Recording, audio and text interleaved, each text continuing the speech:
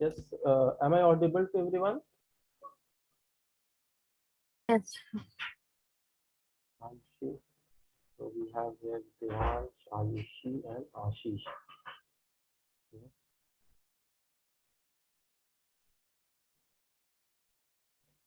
तो आज हम लोग एक नया चैप्टर स्टार्ट कर रहे हैं which is introduction to three dimensional geometry. और एक्चुअली ये जो है introduction to three dimensional geometry, ये नेक्स्ट क्लास 12th में भी होगा एज थ्री डायमेंशनल ज्योमेट्री। तो जो भी कॉन्सेप्ट हम लोग पढ़ेंगे उसको हम बाद में 12th में भी अप्लाई कर रहे होंगे एंड ऑफ द क्लास में, मतलब एंड ऑफ द बुक का पार्ट है वो लास्ट फ्यू चैप्टर में से है। तो जिस तरीके से फंक्शंस को भी हम 12th में करते हैं वैसे ही प्रोबेबिलिटी को भी करते हैं और वैसे ही हम थ्री डायमेंशनल ज्योमेट्री को भी करते हैं। तो ये सब कुछ ऐसे चैप्टर्स हैं जो 11th में भी है 12th में भी है। तो 11th का कॉन्सेप्ट जो है रिवाइज करते रहना है सो दैट कि जब भी 12th में पढ़ो तो तुम भूलो मत।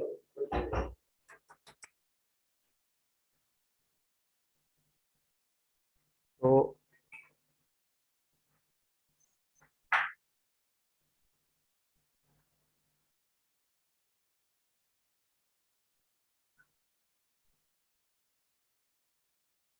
शॉर्ट विथ 3D भी कह सकते हैं, थ्री डायमेंशनल। तो एज वी नो हमने कुछ टाइम पहले ही अभी फोनिक सेक्शन पढ़ा है, मतलब एक्चुअली पिछले क्लास तक पढ़ा है।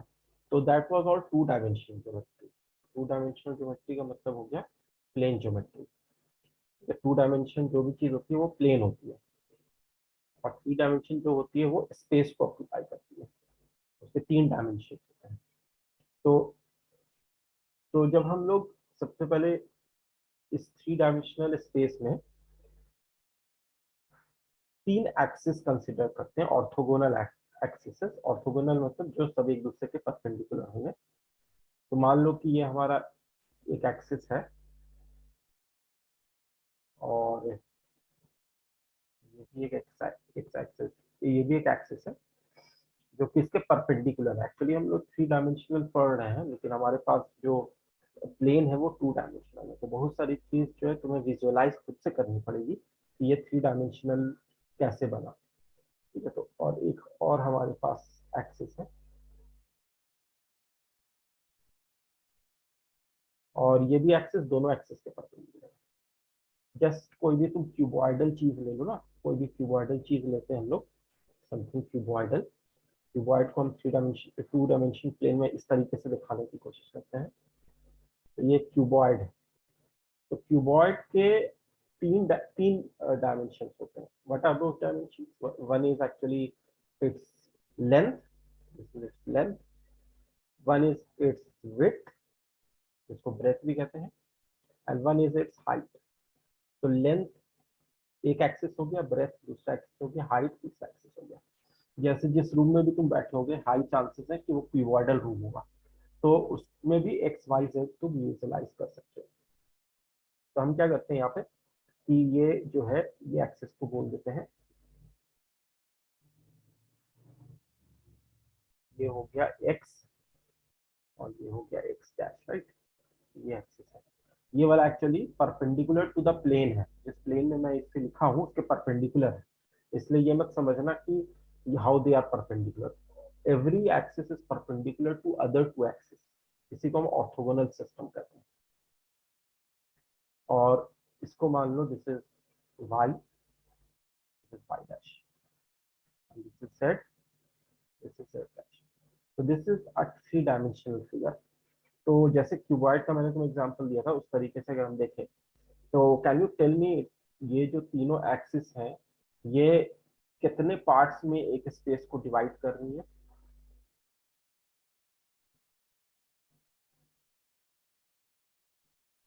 सर कौन सी वाली? तीनों तीनों एक्सिस मिलकर इस स्पेस को कितने पार्ट्स में डिवाइड कर रही है? जैसे मान लो कि दो एक्सिस हम एक तो प्लेन के 4। लिए, एक प्लेन के लिए हम लोग दो एक्सिस लेते थे तो हमारे पास चार पार्ट्स होता था, first quadrant, second quadrant, third Six. Quadrant, fourth quadrant. तो ये कितने पार्ट्स में होंगे?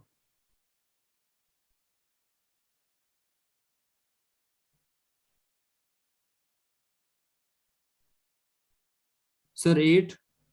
8 पार्ट, करेक्ट।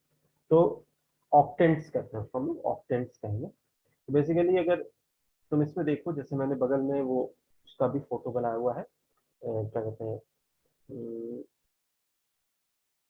ये क्यूबॉइड का है। तो इसको भी तुम इसको ओरिजिन मान लो, ऐसे इसका निगेटिव एक्सिस है।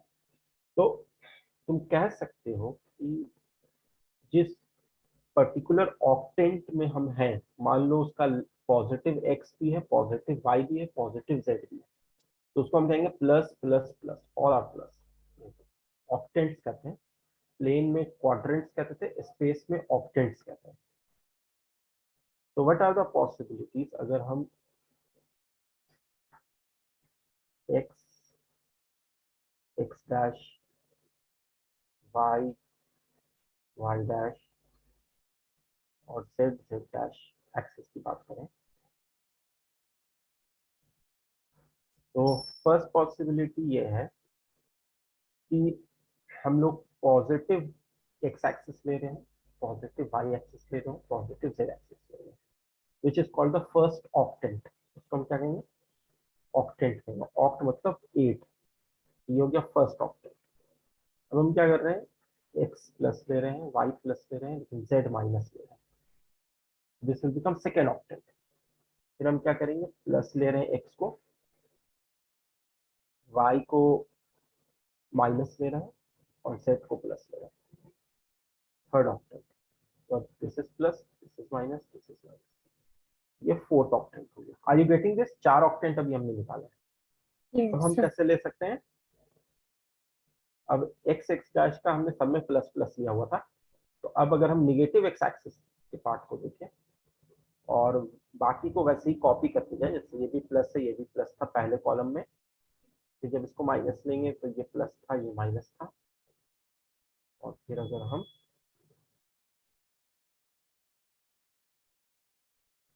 इसको माइनस ले रहे हैं, ये माइनस है, ये प्लस है, इसको माइनस ले रहे हैं,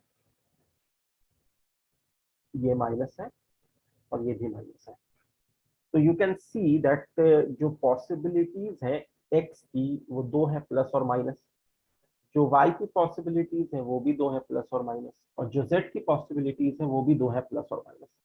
तो वैसे भी परम्यूटेशन कॉम्बिनेशन के कॉन्सेप्ट से 2 × 2 × 2, मतलब टोटल 8 पॉसिबिलिटीज या 8 ऑप्शंस होंगे जब हम कॉम्बिनेशन बनाएंगे। तो दो ऑप्शंस क्या थे? Plus X axis, minus X axis. वैसे ही वाई में दो ऑप्शंस क्या थे? Plus Y axis, minus Y axis. Z में कितने थे? दो options, plus Z axis, minus Z. Is it okay?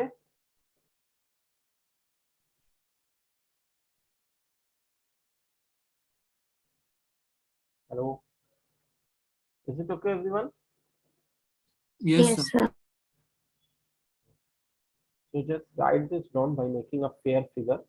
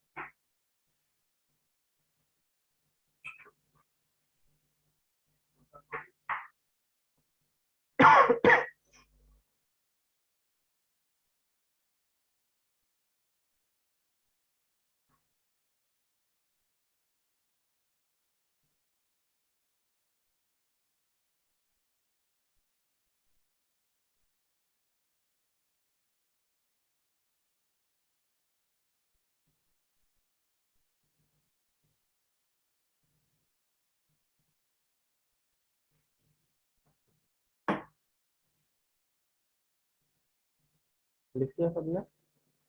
जैसे मैं सर लिख रहा हूँ।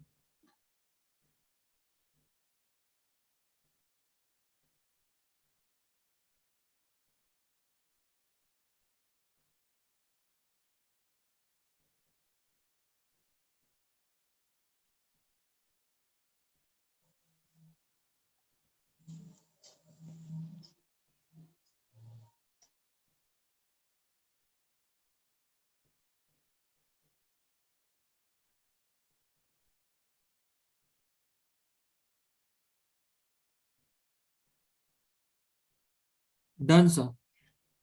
ओके,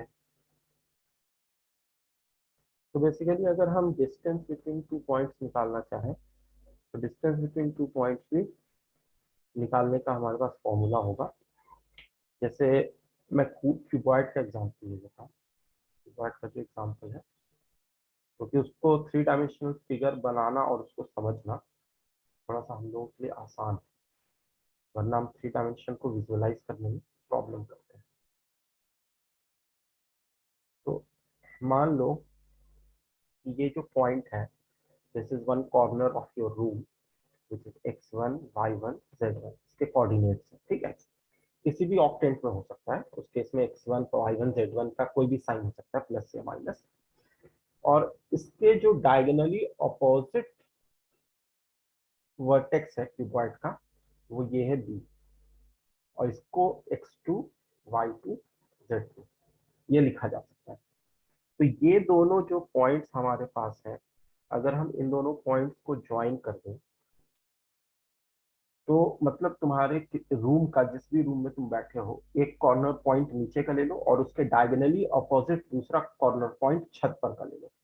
तो ये सबसे लॉन्गेस्ट डिस्टेंस होगा between two points in a room which is a cuboidal room. अब इसके बीच का डिस्टेंस निकालना अगर हम चाहें तो कैसे निकालेंगे? तो व्हाट हैपेंस कि इसको अगर तुम ध्यान से विजुअलाइज करो तो क्या होगा कि क्यूबॉइड का जो डायगोनल होता है, ठीक है, क्यूबॉइड का जो डायगोनल होता है उसकी लेंथ क्या होती है, बता सकता है कोई? लेंथ, ब्रेथ और हाइट अगर गिवन है तो?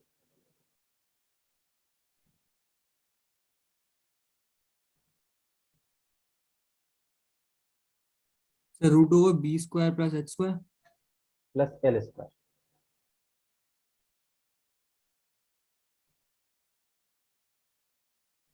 L square plus B square plus H square, ये तो हम जानते हैं ना।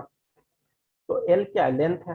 तो हम इस फिगर से एल को अगर निकालना चाहें तो जो इससे परपेंडिकुलर ड्रॉप होगा अलोंग द लेंथ, वो यहाँ पर होगा। तो इसका जो एक्स कोऑर्डिनेट होगा इस वाले पॉइंट का, सी का, वो वही होगा जो बी का है, x2। बाकी y2 और z, y और z कुछ और भी हो सकते हैं, लेकिन जो x कोऑर्डिनेट है वो सेम रहेगा। तो हम AC जब लेंगे, that is actually the length, this is the length, length is actually AC। तो हम कह सकते हैं कि this is actually difference between the x coordinate, और मॉड लगा देते हैं क्योंकि x2 और x1 में से कोई भी बड़ा हो सकता है। अगर ब्रेथ लेंगे, सिमिलरली हम y के अलोंग जो y2 माइनस y1 होगा उसको ब्रेथ कह सकते हैं, और जो हाइट लेंगे वो z एक्सिस के अलोंग z2 माइनस z1 का मॉड होगा। ये बात समझ में आ रही है? Yes. तो अब अगर हम इस length of diagonal of a cuboid की बात करें तो ये एक्चुअली है क्या? Length of diagonal of a cuboid is actually A B, distance from A to B.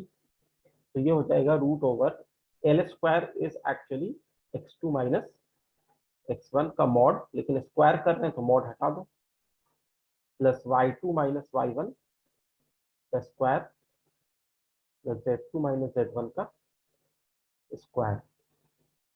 ये हो जाएगा distance between A and B, which you can also write it as a small d. This is the distance between A and B. This will be your distance between 2 points formula. The heading is distance between 2 points in three-dimensional geometry.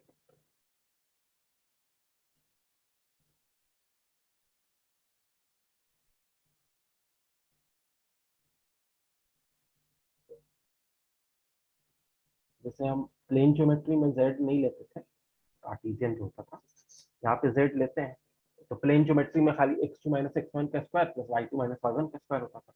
यहाँ पे z2 minus z1 का square एक और add हो गया।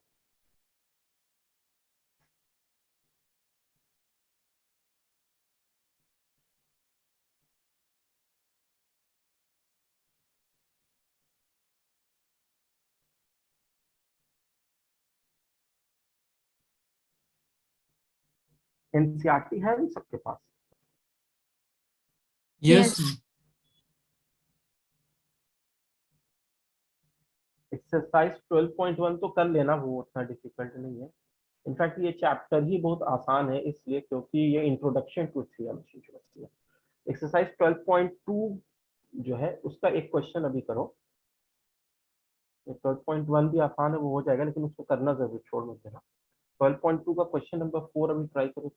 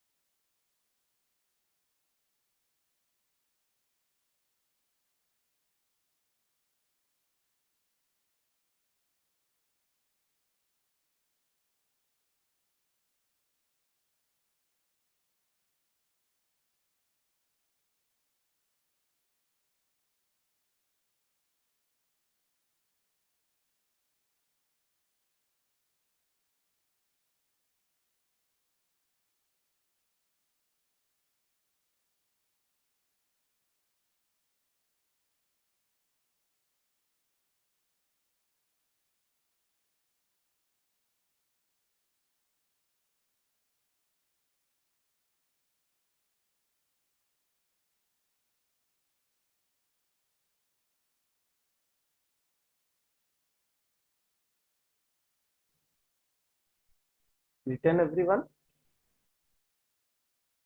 Just minute sir.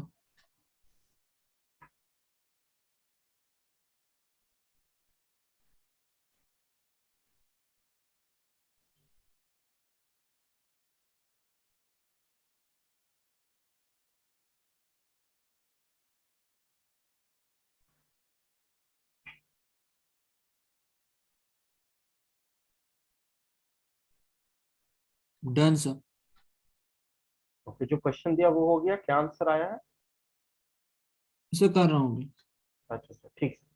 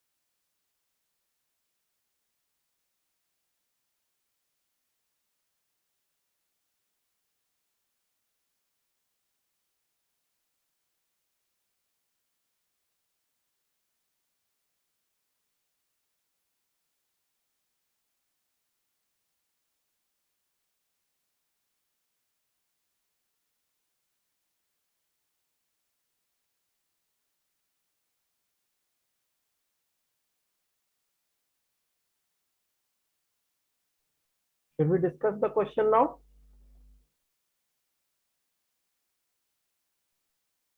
देखो question Yes, sir. 4 क्या कह रहा था कि find the equation of the set of points which are equidistant from the points 1, 2, 3 and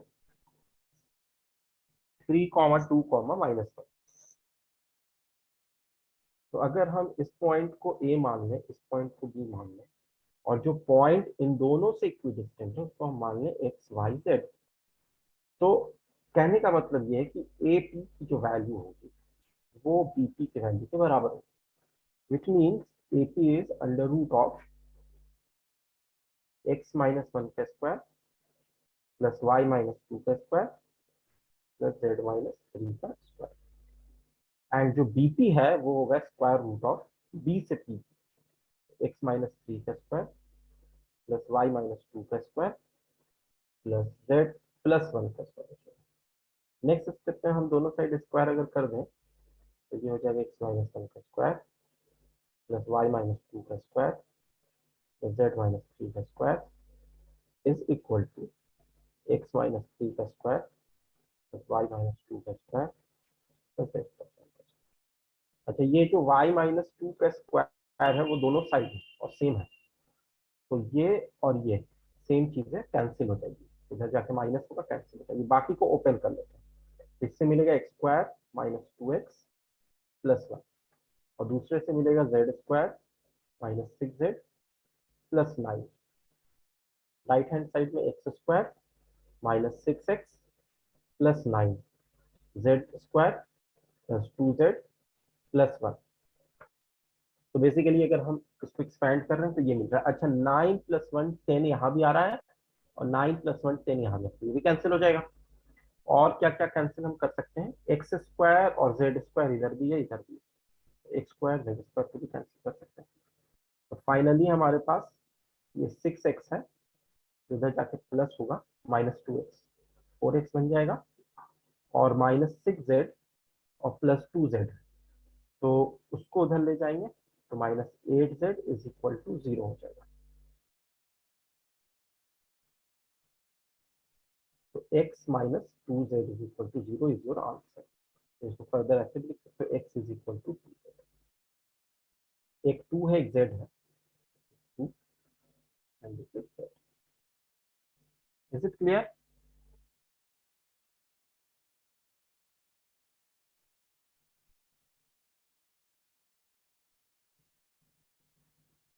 तो जितने भी पॉइंट्स इसको सेटिस्फाई करेंगे where x is equal to two z, वो सारे पॉइंट्स उस a और b से इक्वल डिस्टेंस है। जैसे मान लो कोई भी रैंडम पॉइंट ले लो, मान लो y पे तो कोई कंडीशन ही नहीं है, तो y के बारे में तो कुछ भी ले सकते हो, और y को थ्री ले लिया। अब अगर z को अगर हम टू ले लेते हैं तो x को हम क्या लेंगे, four, x will be two z, sorry sorry, हाँ z को थ्री लिया है, y को कुछ भी ले सकते हैं, दैट इज टू, तो जो x हो जाएगा two z that will be six. Is it clear? या फिर हम माइनस वन ले लें z को, y को माइनस सेवन ले लें, तो x पे क्या हो जाएगा, माइनस टू जेड हो जाएगा which is minus two. You are getting ना what we have done here?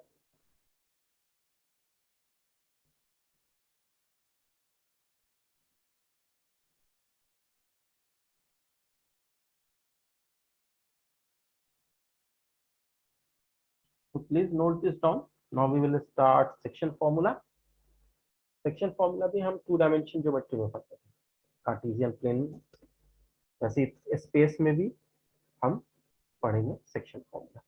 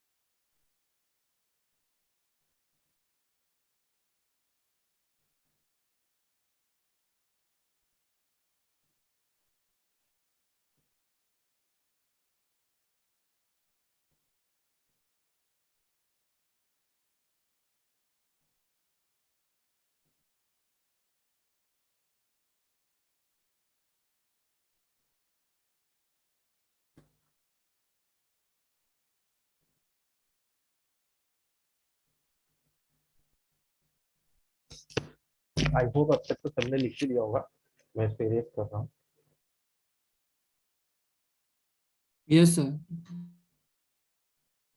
Section फॉर्मूले में क्या होगा कि अगर हम एक पॉइंट ए ले रहे हो, इसका कोऑर्डिनेट x1 y1 z1 है, और एक पॉइंट बी ले रहे हो, इसका कोऑर्डिनेट x2 y2 z2 है।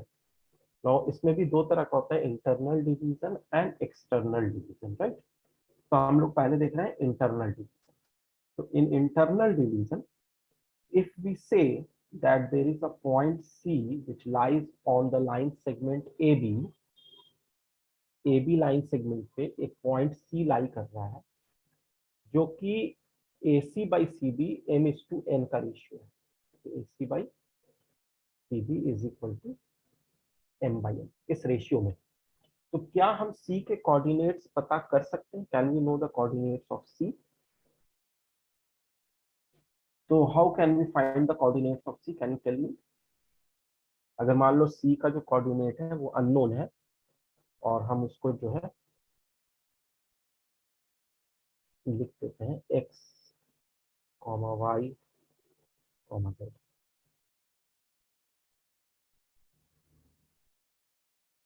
एक्स वाई जेड की वैल्यू क्या होनी चाहिए? टू डायमेंशनल ज्योमेट्री तुम्हें याद होगी, मतलब जो हमने पढ़ा था straight lines chapter, straight lines में शुरू में ये सब कुछ हम पढ़ते थे, distance formula, section formula. Even 10th में भी जो तुम्हारी ज्योमेट्री चैप्टर होता था, उसमें भी आप इसमें कौन से एक्सेस की बतानी है? कोई भी एक्स वाई जेड तीनों बताना है।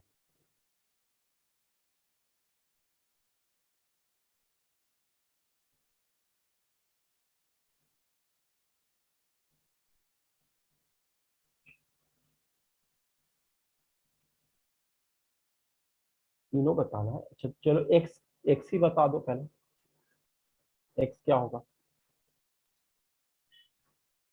Sir mx2 plus nx1 upon m plus n। Correct. इसमें किसी को दिक्कत तो नहीं है, सबको याद है ये?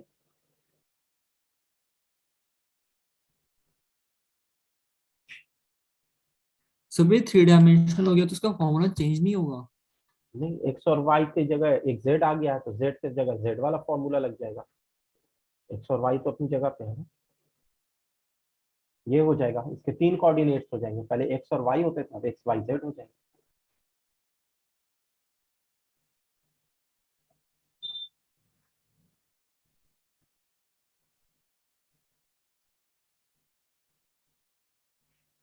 Getting it? Yes sir.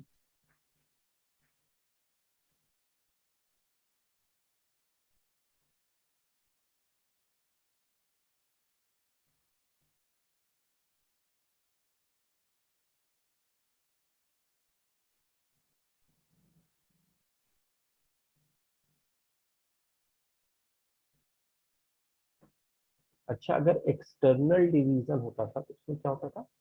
तो दूसरे कलर से इसी में दिखा देता हूँ एक्सटर्नल डिवीजन का। If there is an external division, external division का मतलब ये हुआ कि जो भी ए और बी पॉइंट्स हैं, उनको कोई तीसरा पॉइंट सी डिवाइड कर रहा है in the ratio m/n externally. मतलब हम पॉइंट को, जो सी पॉइंट है उसको, इस लाइन को अगर हम एक्सटेंड करें फर्दर, तो एक तीसरा पॉइंट है सी। ए पॉइंट तो वही है x1 y1 z1 नोन है, बी है x2 y2 z2 नोन है, सी हमें यहाँ पर नहीं पता है x y z। और ये पता है कि जो ए सी बाई बी सी है वो m/n है। मतलब ए से लेके बी तक की दूरी इज m, एंड ए से लेके सी तक की दूरी इज n। मतलब n का मल्टीपल और m का मल्टीपल, रेशियो है m/n। A C by B C is equal to m/n, यहाँ पर भी है। तो इस केस में जब हम सी के कोऑर्डिनेट्स निकालना चाहेंगे, तो क्या उसका फॉर्मूला होता था, याद है?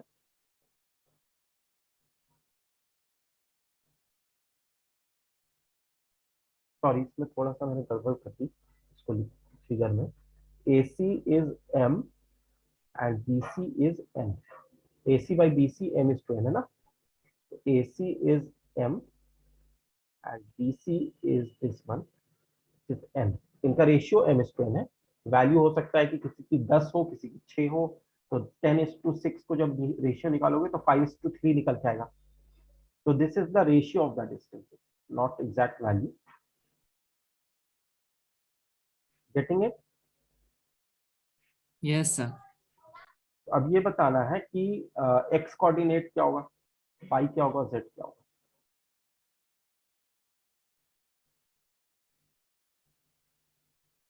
As you remember कि जो फॉर्मूला इंटरनल का होता है उसमें तो वो थोड़ा बस सा साइन माइनस हो जाएगा वो।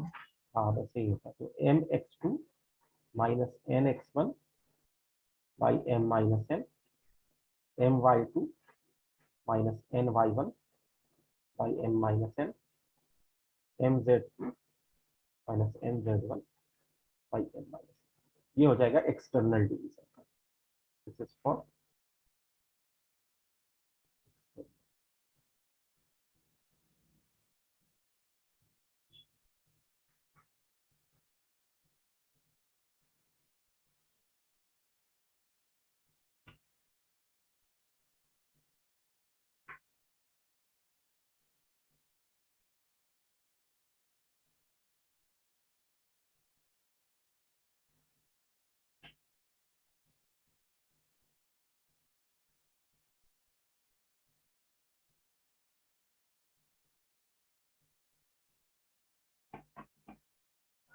please note this down.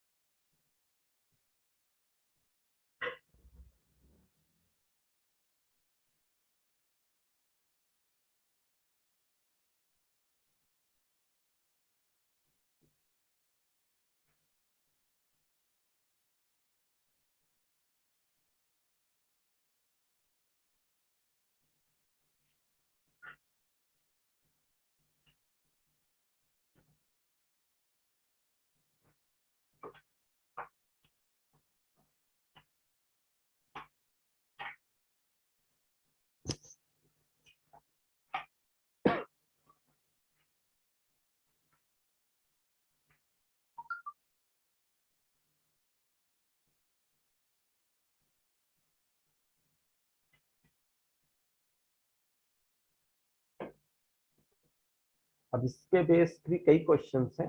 12.3 exercise में सेक्शन फॉर्मूला पे ही बेस्ड क्वेश्चंस हैं। तो after writing this, try this question of exercise 12.3 which is question number 4.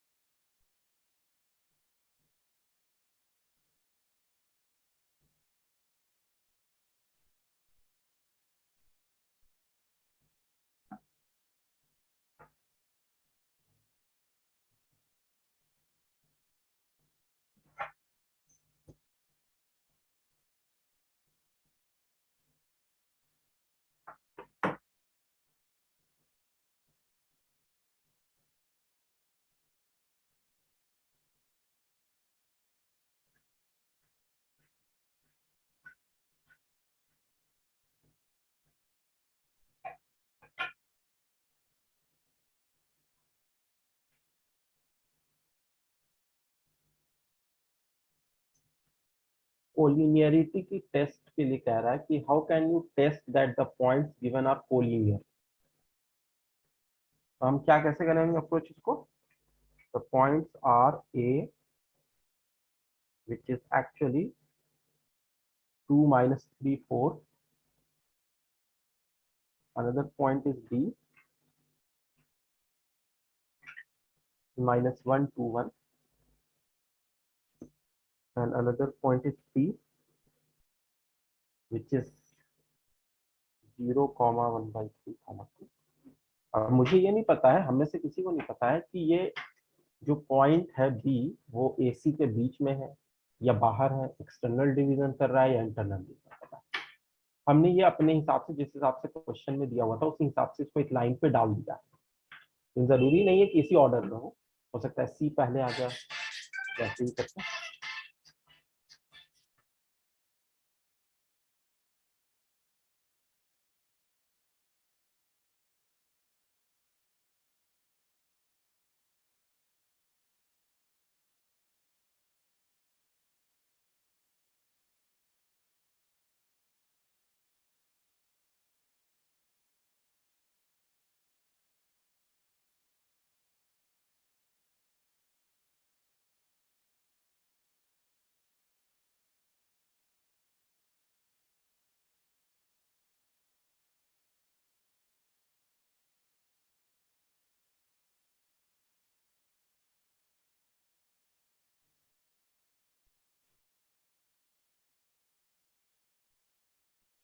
तो सेक्शन फॉर्मूला अगर करते हो, मान लो ये m है, इस टू n है, तो m इस टू n को एक अच्छा तरीका भी है लिखने का कि हम m बाई n ऊपर ले जाएं और नीचे 1 रख दें, और m बाई n को एक कांस्टेंट k के बराबर मान लें, तो k बाई 1 हो जाएगा, k इज टू 1। तो m इज टू n भी लिख सकते हैं या हम इसको k इज टू 1 भी लिख सकते हैं। तो जनरली हम लोग जब क्वेश्चन सॉल्व करते हैं तो k इज टू 1 लिख देते हैं, क्योंकि उस केस में बस k निकालना होता है। तो इसलिए m बाई n को k बता देते हैं, m बाई n जो फ्रैक्शन होगा उसको k बार लिखते हैं। Is this clear to everyone how we are doing this?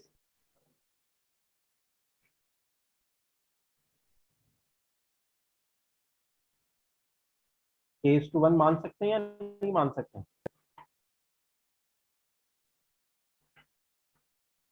Yes sir, मान सकते हैं। अब अगर मान लो कि इस ऑर्डर में नहीं है, मान लो कि बी बाहर था, ए सी पास में थे, तो जो डिवीजन होगा फिर तो एक्सटर्नल हो जाएगा, तो उसके लिए के की वैल्यू अपने आप नेगेटिव आ जाएगी। तो हमें ये सोचना नहीं है कि ये इंटरनल हो रहा है या एक्सटर्नल हो रहा है, हम अपने हिसाब से इसको करेंगे। अगर एक्सटर्नल हो जा रहा है तो के की वैल्यू नेगेटिव आ जाएगी, जिससे समझ में आ जाएगा एक्सटर्नल डिवीजन हो रहा है। तो बेसिकली अब इसको हम करते कैसे हैं, कोलिनियरिटी टेस्ट इसका होता कैसे है वो समझो।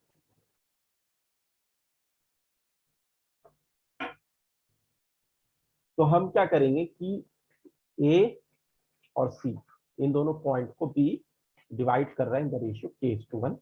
We don't know B is dividing internally और एक्सटर्नली। तो अभी हमने फिगर इंटरनली का बना के वैसे ही अप्रोच कर लिया।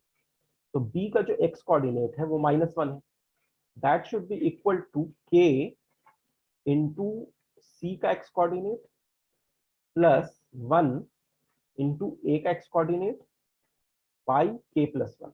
फॉर्मूले से तो ये होगा ना।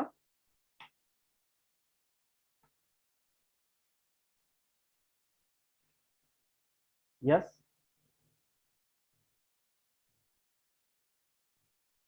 अभी जस्ट फॉर्मूला बताए थे ना, तुम लोग को बताए थे, उस फॉर्मूले को मैंने अप्लाई कर दिया, होगा या नहीं होगा? Yes sir. तो इससे हमें k की क्या वैल्यू मिलेगी ये देख लेते हैं। -1 is equal to 2 by k+1। इससे हमें सॉल्व करने के बाद जो k की वैल्यू आएगी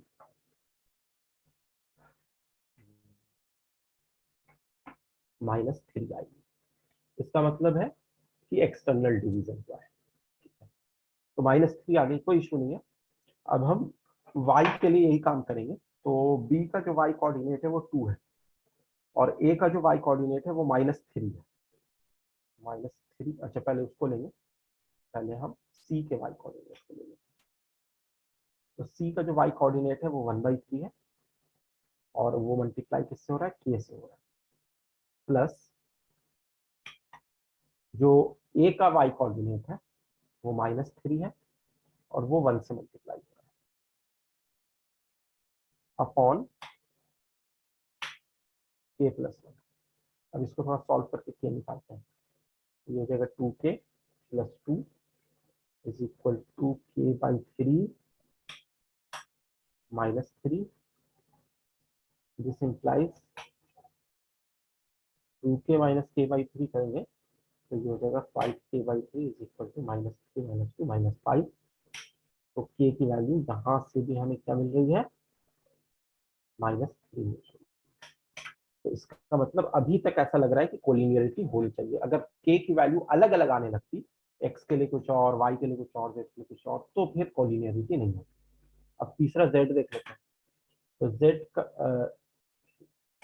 z कोऑर्डिनेट जो है हमारे पास b का वो 1 है which is equal to k into c का जो z कोऑर्डिनेट है वो 2 है प्लस 1 इंटू a का जो z कोऑर्डिनेट है वो 4 है बाई k+1।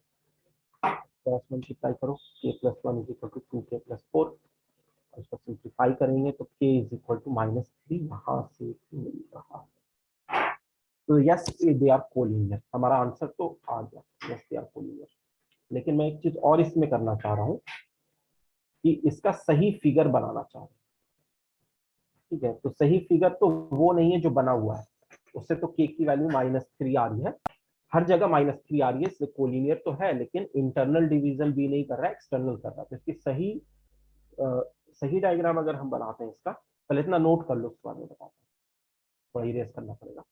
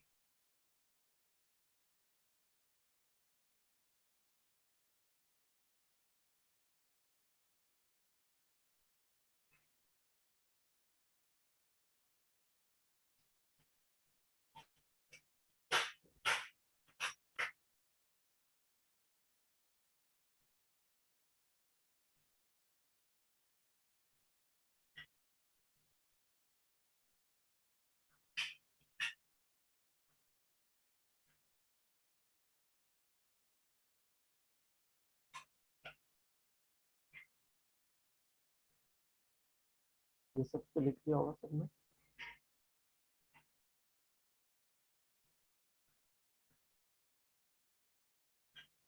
Yes sir.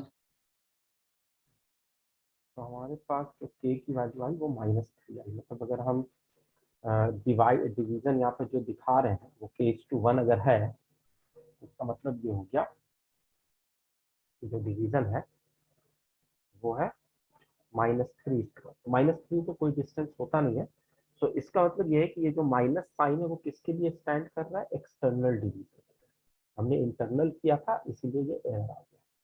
ठीक है, इतना एक्सटर्नल डिवीजन हो रहा है। अब क्वेश्चन ये उठता है कि ए इधर है, सी इधर है, तो बी को किसके पास होना चाहिए अगर हम एक्सटर्नली डिवाइड करेंगे इस लाइन को। ठीक है, तो उस केस में सी के बाहर होना चाहिए या ए के बाहर होना चाहिए, बता सकते हो?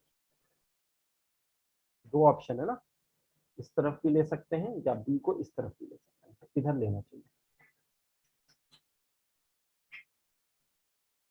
ए के लेफ्ट में या सी के राइट में, एक्सटर्नल डिवीजन है तो मान लो कि तुमने बी को ले लिया यहाँ पे। ठीक है, यहाँ पे ले लिया ए की बार। तो अब अगर हम मैग्नीट्यूड की बात करें तो ए से बी की दूरी 3 थी और बी से सी की दूरी 1 थी। मैग्नीट्यूड रेशियो का जो मैग्नीट्यूड, मतलब ए से बी को हमने के माना था, 3, और बी से सी की जो दूरी थी वो हमने 1 माना था। तो क्या ये सही होगा? This will be wrong. Figure से ए बी को 3 और बी सी को 1 अगर ले लें, इट इज टोटली रॉन्ग, क्योंकि बी सी बड़ा है, ए बी छोटा होना चाहिए। तो द करेक्ट आंसर इज कि तुम्हें बी को इस साइड अगर लेते हो, तो टेक बी हेयर, तो क्या होगा उस केस में? ए से बी की दूरी तुम 3 अगर ले रहे हो और बी से सी की दूरी 1 ले रहे हो, तो दैट इज जस्टिफाइबल, क्योंकि ए बी जो है बी सी से बड़ा है। तो इसीलिए हम जो फाइनल इनका अरेंजमेंट करेंगे वो ऐसे करेंगे कि ए फिर सी, और मैग्नीट्यूड का भी अगर ध्यान रखते हुए करें तो ये बी। इसका मतलब ये हुआ कि ए से लेके बी तक की जो दूरी है वो 3, और बी से लेके सी तक की जो दूरी है वो 1। ये थोड़ा सा और बी को थोड़ा सा पास रखते हैं सी के तो और बेटर एक्सप्लेन हो जाता है। लेकिन एनीवेज इतना तो समझ में आ ही रहा है कि ए और सी को जो लाइन सेगमेंट ज्वाइन कर रही है उसको अगर हम प्रोड्यूस कर दें तो आगे जाके बी मिलेगा। Is this clear?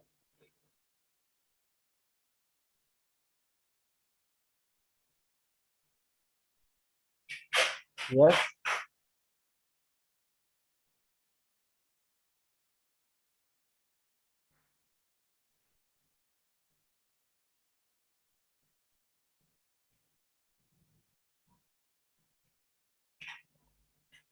तो देखो, इंट्रोडक्शन टू 3 डायमेंशन ज्योमेट्री जो था वो यही था। बहुत ही छोटा और सिंपल चैप्टर है, क्योंकि अभी तुम्हें इतनी डिफिकल्ट क्वेश्चंस ना देंगे ना थ्योरी पढ़ाएंगे, जो कि एक बार में बहुत डिफिकल्ट है। लेकिन जब यही चैप्टर को तुम अगले क्लास में 12th में पढ़ोगे तो देखोगे कि ये बहुत ही वॉस्ट और बहुत ही बड़ा चैप्टर और डिफिकल्ट भी लगेगा अगर अच्छे से नहीं पढ़ते हो। तो अब इसमें कुछ रहा नहीं, अब इसके बाद मिसलेनियस एक्सरसाइज है। तो 4 एक्सरसाइज है, 1 से लेके 3। पहली एक्सरसाइज ऑक्टेंट्स पे बेस्ड है, दूसरी एक्सरसाइज डिस्टेंस फार्मूला पे बेस्ड है, तीसरी एक्सरसाइज सेक्शन फार्मूला पे बेस्ड है, चौथी एक्सरसाइज मिसलेनियस है। तो now this is what you have to do. तो नेक्स्ट क्लास में हम लोग इसका डिस्कशन कर सकते हैं डाउट का, या फिर अगला चैप्टर स्टार्ट करते हैं। ये बहुत ही छोटा चैप्टर है, या अगर तुम्हारे पास अभी कोई और डाउट्स है तो वो पूछ सकते हो।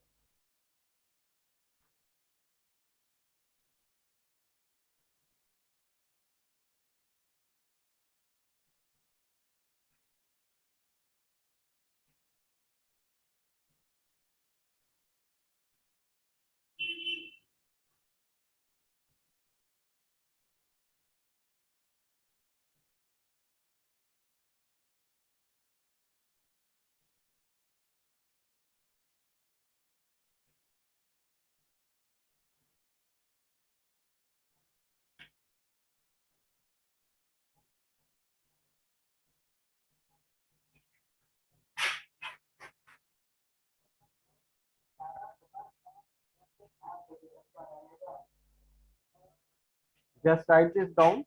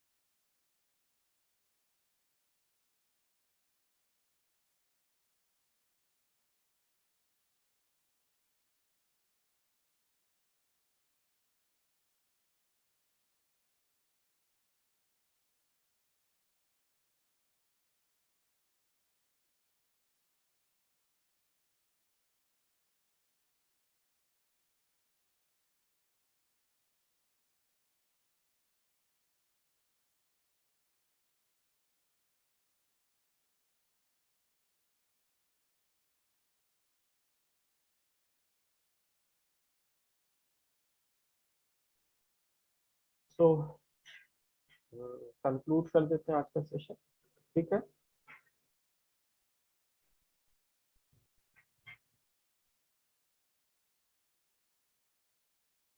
Thank you.